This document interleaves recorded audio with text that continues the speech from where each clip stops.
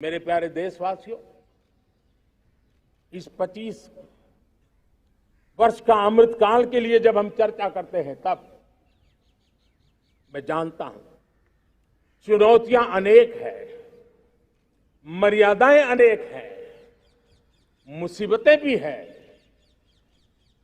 बहुत कुछ है। हम इसको कम नहीं आंकते हैं, रास्ते खोजते हैं, लगातार कोशिश कर रहे हैं, लेकिन दो विषयों को तो मैं यहां आज चर्चा करना चाहता हूं। चर्चा अनेक विषयों पर हो सकती है, लेकिन मैं अभी समय की सीमा के कारण दो विषयों पर चर्चा करता हूं। और मैं मानता हूं हमारे इन सारी चुनौतियों को कारण, विकृतियों के कारण, बीमारियों के कारण इस 25 साल का अमृतकाल, उस पर शायद अगर हमने समय रहते नहीं चेते, समय रहते समाधान नहीं किए, तो वो ये विकराल रूप ले सकते हैं। और इसलिए मैं सबकी चर्चा न करते हुए दो पर जरूर चर्चा करना चाहता हूं। एक है भ्रष्टाचार, दूसरा है भाई भतीजावाद, परिवारवाद। भारत जैसे लोकतंत्र में जहां लोग गरीबी से जूझ रहे हैं, जब ये तरफ से देखते हैं कि एक तरफ वो लोग हैं जिनके पास रहने के लिए जगह नहीं है, दूसरी तरफ वो तरफ लोग हैं जिनको अपना चोरी किया हुआ माल रखने के लिए जगह नहीं है। ये स्थिति अच्छी नहीं है। और इसलिए हमें भ्रष्टाचार के खिलाफ पूरी ताकत से लड़ना है। पिछले 8 वर्षों में डायरेक्ट बेनिफिट ट्रांसफर के द्वारा, आधार, मोबाइल, इन सारे आधुनिक व्यवस्थाओं का उपयोग करते हुए 2 लाख करोड़ रुपए जो गलत हाथों में जाते थे, उसको बचा करके देश की भलाई के लिए काम लगाने में हम सफल हुए हैं। जो लोग पिछली सरकारों में बैंकों को लूट लूट करके भाग गए, उनकी संपत्तियां जब्त कर करके वापस लाने की कोशिश कर रहे हैं। कईयों को जेलों में जीने के लिए मजबूर करके रखा हुआ है। हमारी कोशिश है जिन्होंने देश को लूटा है उनको लौटाना पड़े, वो स्थिति हम पैदा करेंगे। भाइयों बहनों, अब भ्रष्टाचार के खिलाफ मैं साफ देख रहा हूं कि हम एक निर्णायक कालखंड में कदम रख रहे हैं। बड़े बड़े चमरबंदी भी बच नहीं पाएंगे।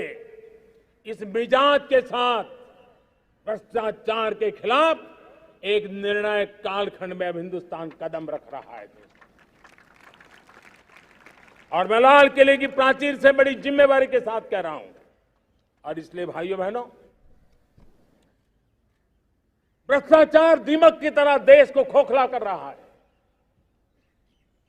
मुझे इसके खिलाफ लड़ाई लड़नी है, लड़ाई को तेज करना है, निर्णायक मोड़ पे लेकर के ही जाना है।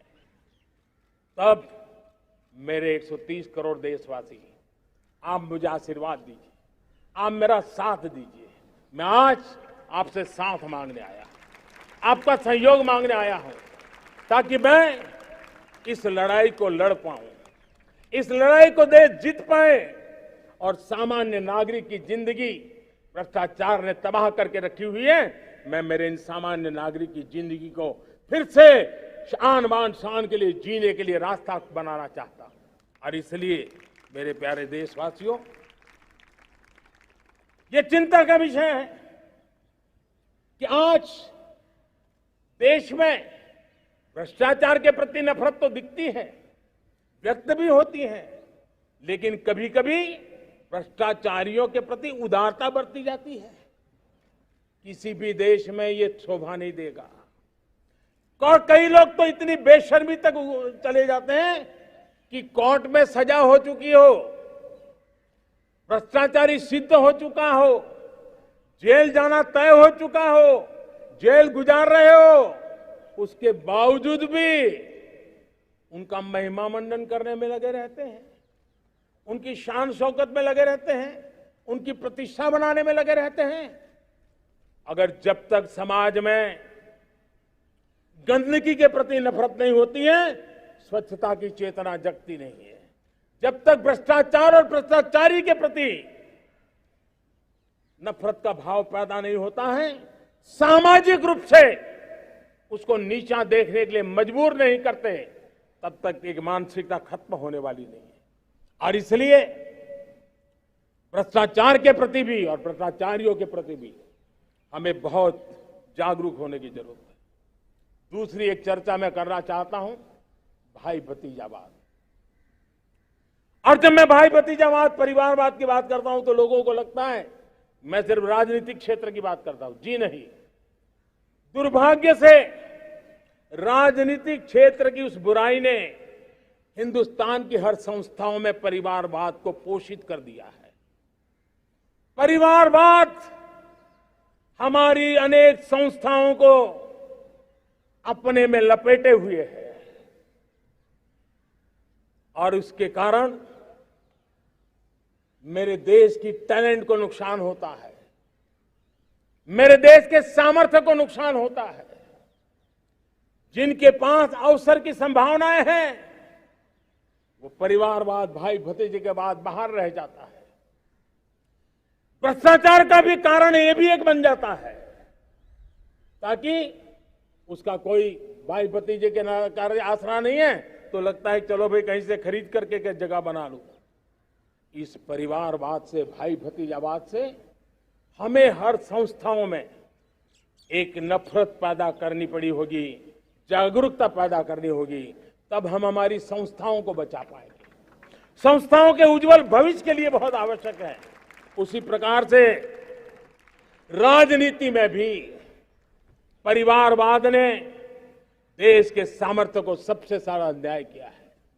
परिवारवादी राजनीति परिवार की भलाई के लिए होती है, उसको देश की भलाई से कोई लेना देना नहीं होता है। और इसलिए लाल किले की प्राचीर से तिरंगे झंडे के आन बान शान के नीचे भारत के संविधान का स्मरण करते हुए मैं देशवासियों को खुले मन से कहना चाहता हूं, आइए हिंदुस्तान के राजनीति के शुद्धिकरण के लिए भी, हिंदुस्तान की सभी संस्थाओं के शुद्धिकरण के लिए भी हमें देश को इस परिवारवादी मानसिकता से मुक्ति दिला करके योग्यता के आधार पर देश को आगे ले जाने की ओर बढ़ना होगा। यह अनिवार्यता है, वरना हर किसी का मन कुंठित रहता है कि मैं उसके लिए योग्य था, मुझे नहीं मिला क्योंकि मेरा कोई चाचा, मामा, पिता, दादा, दादी, नाना, नानी कोई वहां थे नहीं। ये मनस्थिति किसी भी देश के लिए अच्छी नहीं। मेरे देश के नौजवानों, मैं आपके उज्जवल भविष्य के लिए, आपके सपनों के लिए, मैं भाई भतीजावाद के खिलाफ लड़ाई में आपका साथ चाहता हूं। परिवारवादी राजनीति के खिलाफ लड़ाई में मैं आपका साथ चाहता हूं। ये संवैधानिक जिम्मेवारी मानता हूं मैं, ये लोकतंत्र की जिम्मेवारी मानता हूं मैं, ये लाल किले के प्राचीर से कही गई बात की ताकत में मानता हूं और इसलिए मैं आज आपका अवसर चाहता हूं। हमने देखा पिछले दिनों खेलों में, ऐसा तो नहीं है कि देश के पास पहले प्रतिभाएं नहीं रही होंगी, ऐसा तो नहीं है कि खेलकूद की दुनिया में हिंदुस्तान के नौजवान, हमारी बेटे बेटियां कुछ कर नहीं सकते, लेकिन सिलेक्शन भाई भतीजेवाद की चैनल से गुजरते थे और उसके कारण वो खेल के मैदान तक, उस देश तक तो पहुंच जाते थे। जीत हार से उन्हें लेना देना नहीं था, लेकिन जब ट्रांसपेरेंसी आई, योग्यता के आधार पर खिलाड़ियों का चयन होने लगा, पूर्ण पारदर्शिता से खेल के मैदान में सामर्थ्य का सम्मान होने लगा, आज देखिए दुनिया में खेल के मैदान में भारत का तिरंगा फहरता है, भारत का राष्ट्रगान गाया जाता है, गर्व होता है और परिवारवाद से मुक्ति होती है, भाई भतीजावाद से मुक्ति होती है, तो ये नतीजे आते हैं।